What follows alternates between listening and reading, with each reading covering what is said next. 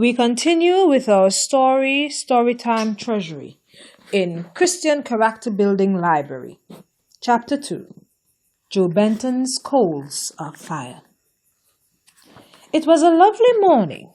The sun was shining brightly, and the air was fragrant with violets and lilacs when Joe Benton sprang out the back door, shouting for joy over the anticipated pleasures of the holiday. "I'll have time to run to the brook before breakfast and see if my boat is all right," he said to himself. "We boys are to meet and launch her at 9 o'clock, and the captain ought to be up on time." So Joe hastened down to the cave where the precious boat was hidden. As he neared the place, an exclamation of surprise escaped him. There were signs of some intruder, and the big stone before the cave had been rolled away. Hastily drawing forth his treasure, he burst into loud cries of dismay. For there was the beautiful little boat which Cousin Herbert had given him, with its bright sails split into many shreds, and a large hole bored in the bottom. Joe stood for a moment, motionless with grief and surprise.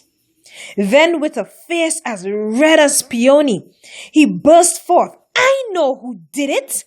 It was Fitz Brown. He was angry because I didn't ask him to come to the launching. But I'll pay him back for this," said Joe. Hastily pushing back the ruined boat, he went a little further down the road. He fastened a piece of string across the footpath a few inches from the ground and carefully hid himself in the bushes. Presently a step was heard, and Joe eagerly peeped out. How provoking!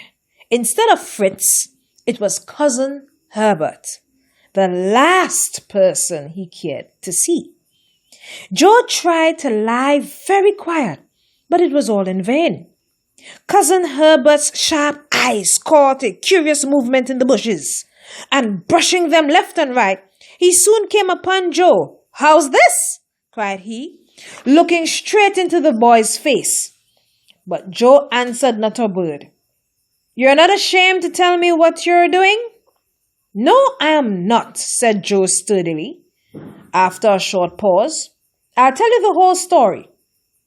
Out it tumbled, down to the closing threat.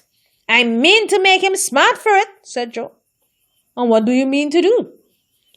"You see, Fitz carries a basket of eggs to the store every morning, and I plan to trip him over this string and make him smash all of them." Now Joe knew well enough that he was not showing the right spirit, and he muttered to himself, "Now for a good scolding." But to his great surprise, Cousin Herbert said quietly, "Well, I think Fitz does need some punishment. But this string is an old trick. I could tell you something better than that." "What?"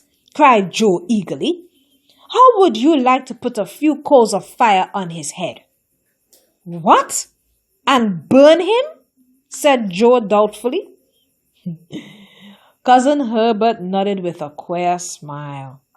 Joe clapped his hands. "Now that's just the thing, Cousin Herbert. You see, his hair is so thick he won't get burned much before he have time to shake them off.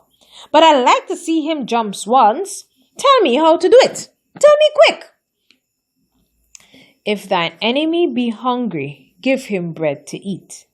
And if he be thirsty, give him water to drink. For thou shalt heap coals of fire upon his head, and the Lord shall reward thee," said Cousin Herbert gravely. "I think that's the best kind of punishment Fitz should have." Joe's face lengthened terribly. "Now that's no punishment at all." "Try it once," says Cousin Herbert. "Treat Fitz kindly, and I am certain he will feel so ashamed and unhappy, he would rather you had given him a severe beating." Joe was not really a bad boy at heart, but he was now in an ill temper, And he said sullenly, "You said this kind of coals will burn, and they don't do at all." "You're mistaken about that," said his cousin cheerily. "I have known such coals to burn up a great amount of rubbish. Malice, envy, ill feeling, revenge, and I don't know how much more, and then leave some cold hearts feeling as warm and as pleasant as possible."